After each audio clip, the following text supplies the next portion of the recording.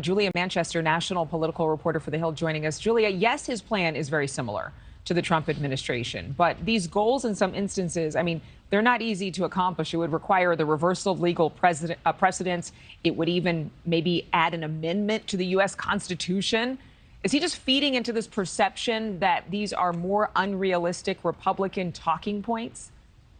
You know, Adrienne, I think the title of Governor DeSantis's plan, No Excuses, is really interesting because that's how he's trying to differentiate himself from President Trump. Remember, in 2016, President Trump built his presidential campaign on this promise to build the border wall and to secure the southern border. However, what you have Governor DeSantis alluding to with this plan is that never happened during the Trump administration, or at least Ron DeSantis is saying that never happened. And we are once again back to square one with a situation at the southern border with migrants flowing over. So Ron DeSantis is saying, look, this is how I'm going to solve this problem once and for all, and maybe even stepping more back from this issue. This is, you know, immigration is something that Congress, past presidents have not really been able to tackle in terms of an issue. So this is Ron DeSantis essentially promising this is something I'm going to get done. We know that this is very important to conservative Republican primary voters. Like you mentioned,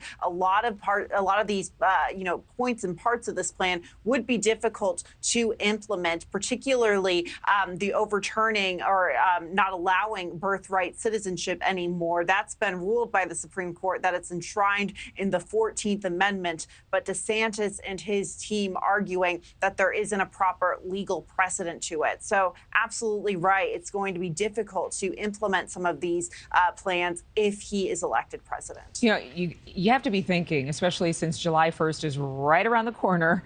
If you look at what the governor is doing in Florida, passing the most restrictive bill quite possibly in the nation, banning the issuing of driver's license to immigrants, mandating that those who seek Medicaid report their status at the hospital, restricting undocumented workers.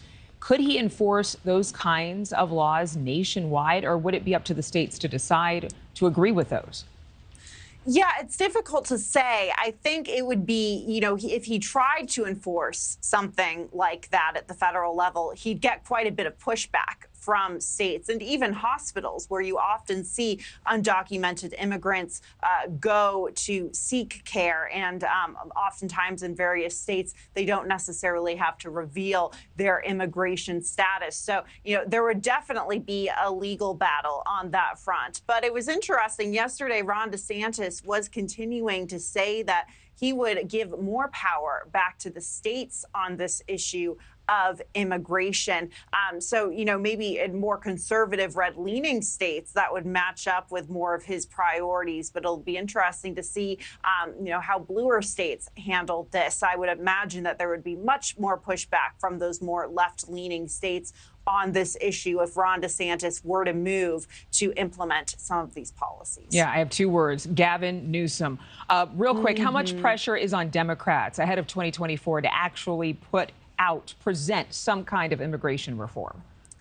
There's a lot of pressure, and you even have moderate Democrats from border states like Arizona and Texas really sounding the alarm over this. You know, we saw that immigration was about to be a major issue in 2022 in those midterm elections, but the overturning of Roe v. Wade and the abortion debate really got in the way of that. We don't know what will happen in terms of surprises or twists and turns going into 2024, but Republicans very much looking to go on the offensive. Thank you for watching. Go to newsnationnow.com to find NewsNation on your television provider. And don't forget to click the red subscribe button below to get more of NewsNation's fact-driven, unbiased coverage.